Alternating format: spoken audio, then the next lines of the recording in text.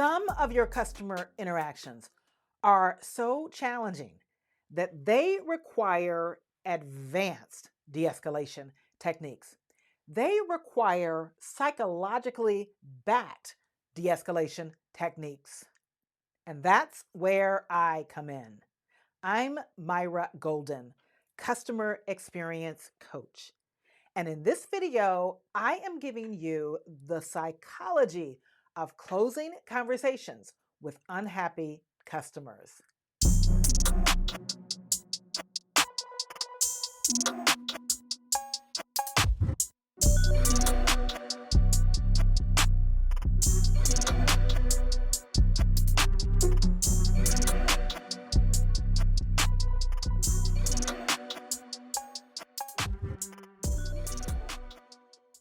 I was inspired to create this video after getting this question in reply to one of my de-escalation tips social media post.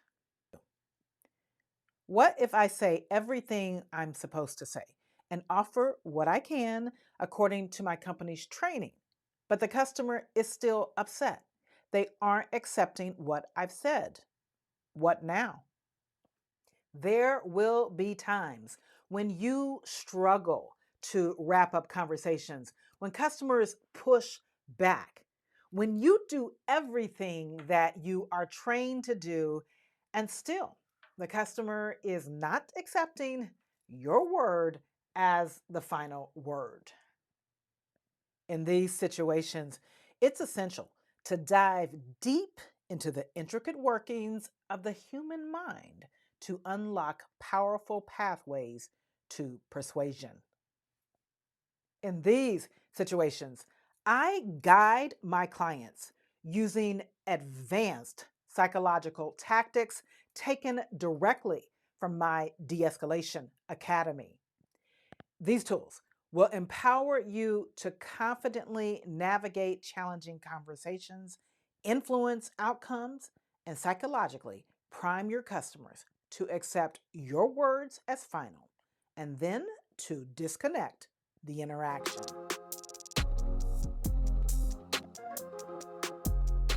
The psychology of closing conversations with unhappy customers.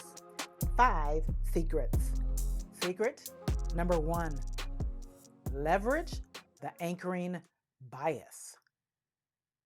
This secret is a powerful cognitive bias where people tend to rely heavily on and believe the first piece of information they have received, even if that first piece of information isn't directly relevant.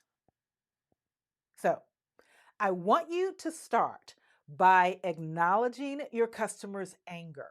And then quickly, I want you to anchor to a positive point. Here's an example.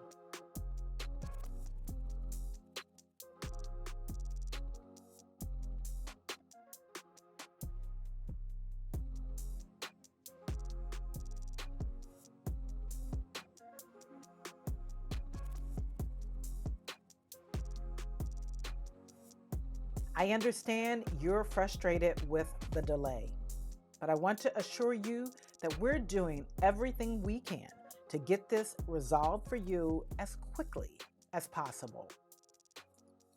This shifts their focus from the negative to the positive actions being taken.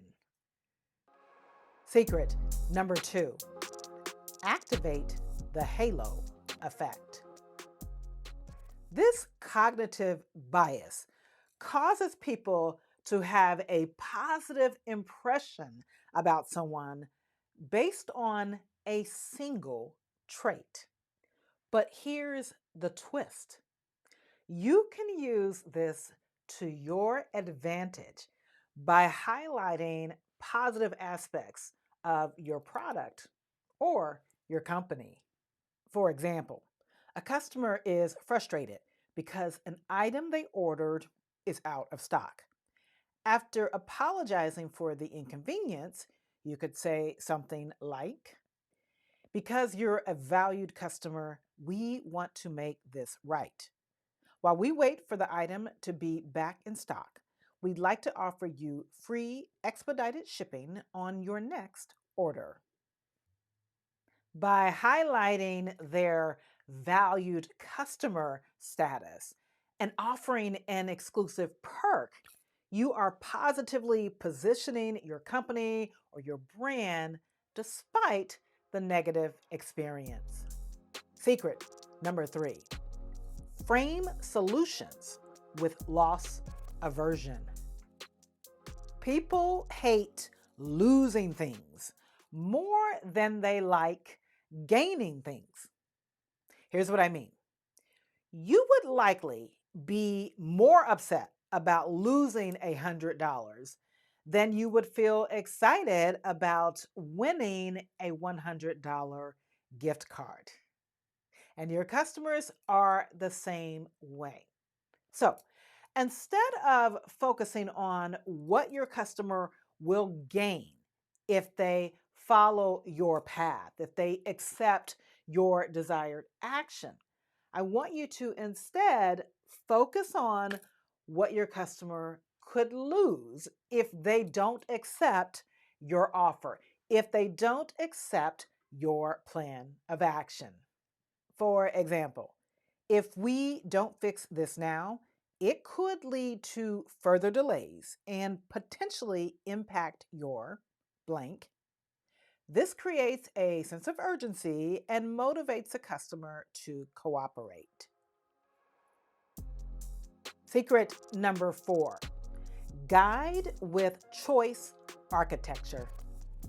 Present your preferred solution as if it were the default option. To expedite the process, we'll automatically apply the discount to your account unless you prefer blank. People tend to stick with the default choice, even when alternatives are available. Secret number 5, incentivize with reciprocity. Offer a small, unexpected concession to trigger a sense of obligation. Here's an example. While we can't fulfill that specific request, I can offer you complimentary expedited shipping on your next order. This encourages the customer to reciprocate by accepting your primary offer. I want to stress that these techniques are not about manipulation. No, they are about guiding your customer, nudging your customer toward your desired path, toward your desired solution that you know will help them. These techniques will help you use psychology to bring your interactions to closure faster without compromising the customer experience. There you have it. 5 psychologically backed secrets to help you get customers to accept your word as final, even when you can't give the customer what they want. Ready to become a master when it comes to de-escalating? A master when it comes to de-escalating customers, even your coworkers, and in your personal life?